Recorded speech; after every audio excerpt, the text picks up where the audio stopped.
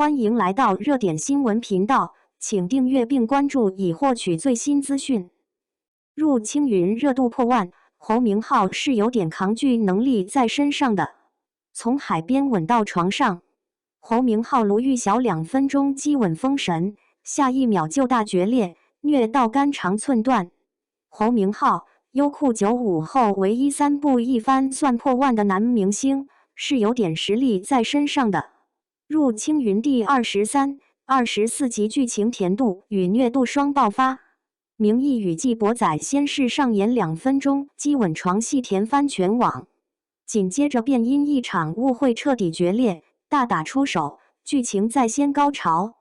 入青云第23、24集，明义与季博仔在海边约会，他深情低喊几声他的名字，两人凝视彼此的目光缱绻又温柔。他终于问出心底的不确定：你送我这坛酒，是真心的，还是想让我更加信任你？他没有多言，主动捧起他的脸，轻声说：此刻是真心的。话音刚落，他便主动吻了上去。两人一路从海边吻到卧室，热吻间，迫不及待地脱去彼此身上的束缚。他带着喘息轻声要求：喊我。他顺从回应：季博仔。说完又调皮地吻了他一下。他随即一把托起他的腰，将他抱到床榻上，俯身压下。整个过程中，两人始终缠绵热吻，一刻未曾分开。这段长达2分多钟的激情床戏，将两人间的性张力彻底拉满。但下一场戏直接开虐。明义看着床上沉睡的季博仔，用手轻轻描绘他的五官，可一想到黄粱梦，心头忽然泛起一阵刺痛。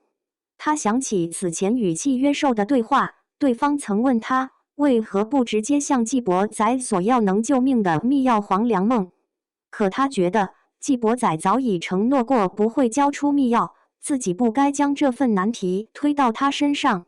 于是他下定决心要去封印之的夺取密钥。他凝视着沉睡的他，心痛的低语：这黄粱一梦终究是要结束了。